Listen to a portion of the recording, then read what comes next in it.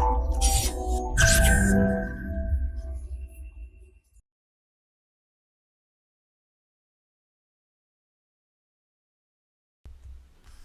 Friends, this is Gautam Pandey coming up with the next round of बस 5 minute. तो आज के बस 5 मिनट में हम बात करेंगे इंडियन अंटार्कटिक बिल 2022 के बारे में। तो फर्स्ट ऑफ ऑल जरा देखते हैं आखिर ये न्यूज़ में क्यों है।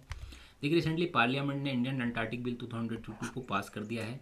ये राज्यसभा से भी बिल पास हो चुका है और प्रेसिडेंट के सिग्नेचर के साथ ही ये बिल एक्ट बन जाएगा। तो इससे रिलेटेड ऑलरेडी हमने आपके साथ एक वीडियो डिस्कस किया था जब ये बिल लोकसभा से पास हुआ था 22 जुलाई को।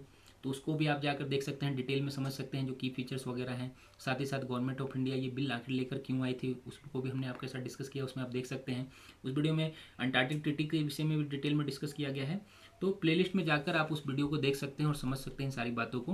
तो इस वीडियो में हम समझेंगे कि ये बिल जो लाया गया है, जो गवर्नमेंट की तरफ से बताया गया है, उसका एम क्या होगा, और साथ ही साथ जो चेंजेस किए गए हैं फाइनलाइज करते हुए बिल को, उसको समझेंगे, और फिर एडवांटेज क्या होने वाले हैं इस बिल के, उसे भी समझेंगे। तो चलिए शुरू करते हैं। सबसे पहले जरा एम के विषय में समझते हैं। देखिए, जैसा कि गवर्नमेंट ऑफ इंडिया की तरफ से बताया गया, मिनिस्ट्री ऑफ अर्थ साइंस की तरफ से बताया गया है कि सबसे मेन एम क्या है गवर्नमेंट की तरफ से, कि जो पर्टिकुलरली ये रीजन है अंटार्कटिक रीजन, वहाँ पर आर्मी को डिप्यूट होने से रोकना है। मीन्स जो डीमिलिटराइजेशन का हम कॉन्सेप्ट समझते हैं उसे यहाँ पर फुलफिल करना है। किसी भी नेशन का कोई यहाँ पर कोई आर्मी डिप्यूट ना करेगी, इंडियन गवर्नमेंट भी अपनी कोई आर्मी वहाँ डिप्यूट नहीं करेगी। आप समझ सकते हैं इसके पीछे कारण क्या है।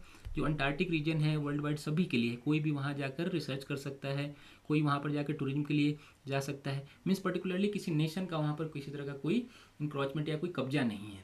दूसरे ही बताई गई है इस बिल में कि एम कि जो इलीगल एक्टिविटीज़ वगैरह हैं जैसे माइनिंग वगैरह हैं, इन सारी चीज़ों को इंश्योर किया जाएगा कि ना हो वहाँ पर। और साथ ही साथ किसी तरह का कोई न्यूक्लियर टेस्ट या कोई एक्सप्लोशन ना हो, क्योंकि आप समझ सकते हैं जो नो मैंस लैंड वगैरह होता है जनरली उसी एरिया में न्यूक्लियर टेस्ट वगैरह या एक्सप्लोशन वगैरह किया जाता है।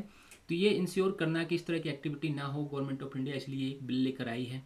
तो अब जरा समझते हैं कुछ चेंजेस जो किए गए हैं फाइनलाइज करते हुए, उसको जरा समझते हैं। देखिए, बिल को जब फाइनलाइज किया गया, जब राज्यसभा से पास हुआ, तो इसमें इंडियन अंटार्कटिक अथॉरिटी के विषय में बात की गई है। ये क्या होगा जिसको जरा समझते हैं। देखिए, इसमें कहा गया है कि गवर्नमेंट ऑफ इंडिया बिल के एक्ट बनते साथ ही इंडियन अंटार्कटिक अथॉरिटी को सेटअप करेगी, जो पूरी तरह से जितने भी रेगुलेशन वगैरह होगा उसे फुलफिल करने का, इम्प्लीमेंट करने का काम करेगी। मीन्स मान लीजिए आपको अगर अंटार्कटिक जाना है, मान लीजिए टूरिज्म के लिए जाना है या फिर आपको वहाँ पर रिसर्च के लिए जाना है, तो आपको इंडियन अंटार्कटिक अथॉरिटी से परमिशन लेना होगा। मीन्स जो रेगुलेटिंग अथॉरिटी होगी पूरी तरह से इंडियन अंटार्कटिक अथॉरिटी होगी। और साथ ही साथ जो प्रीवियस हमने आपके साथ ऑलरेडी डिस्कस किया कि मान लीजिए जो प्रोविडेंट एक्टिविटी वगैरह हैं उसे आप करते हैं तो क्या क्या ऑफेंसेज या पेनल्टीज वगैरह की बात की गई थी। प्रीवियस वीडियो में हमने आपके साथ डिस्कस किया था, आप वहाँ जाकर जरूर देखिए।